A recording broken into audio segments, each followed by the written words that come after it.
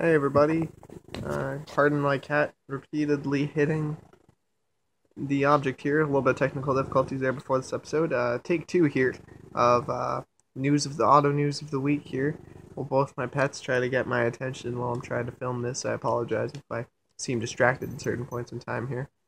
So this is this week's auto news again, for the week beginning of September. I don't know what week exactly we're covering the basis of. I apologize for been on a bit of hiatus now, but hopefully I'm back consistently now again for this show. And let's get right into the news though. So this week there was a crash in Galicia, Spain. It was a rally crash and killed 6 people and injured many more. A Peugeot 206 XS rally car was apparently going too fast through a corner, lost control of the car, and swept into a crowd of spectators.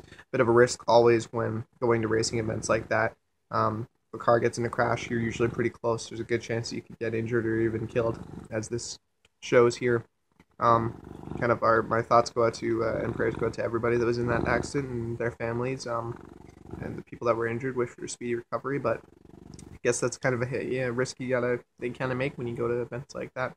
It's always a bit unfortunate, but it's one of those things that happens, I guess.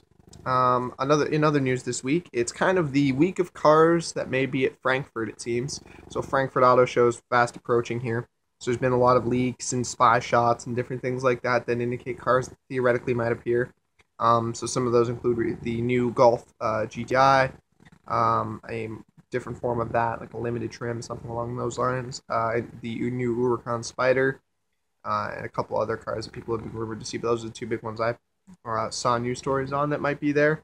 Uh, I know I don't believe it's going to be available at Frankfurt, but the new Civic should be unveiled shortly. But I think they have a separate show for that on, if I remember correctly. Also, back to recall week.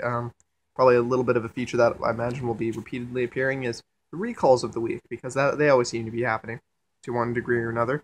But this is a pretty big one. Over 1 million Ram vehicles have been recalled for airbags, and it didn't seem that I've written specifically what, but I imagine probably a sensor, maybe the bag itself, hard to say. And 300,000 Nissan Versas were recalled for an interior trim piece safety issue. I remember this one. It was something about the way the trim piece could dislodge and come loose, and then you could get caught, catch your foot on it, making it harder to, I guess, control pedals, things like that.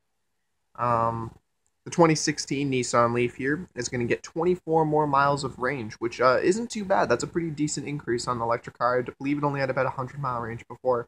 So that's a pretty sizable note, a pretty big number for that. I guess purely probably out of a battery tuning thing and being a little bit more just efficient with the EV. In other news, 10 automakers have made emergency braking standard, and the NHTSA is encouraging everyone to do the same. So I haven't made a note of which companies, but I guess 10 new automakers now are standardizing emergency braking assist. So the sensor that when you're inevitably going to crash, the car realizes that the crash is now definitely going to happen if you don't touch the brake, and will touch it for you. Obviously, the NHTSA would want to encourage that, because that's like a very significant safety feature that would probably drastically reduce accidents if everyone had it. Amazon has reportedly paid $246 million for the new show with Top Gear, and Netflix claims it was not worth the rumored money. And this was kind of a whole thing. They kind of backpedaled a little bit on their statement, but Netflix basically said they economically couldn't justify the numbers that they think traffic-wise that show will produce, in contrast to the numbers they would have to pay in order to run the show. Excuse the fact that my cat just walked right back in front of my camera again, preventing me from filming.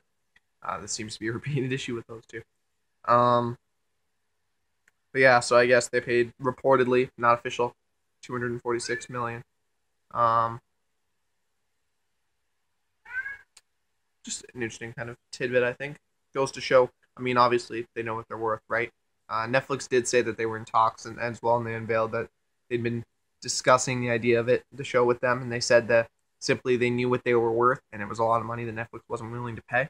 Um, but yeah, there's a new facelift for 2017 for the Porsche 911. This is probably some of the biggest news of the week.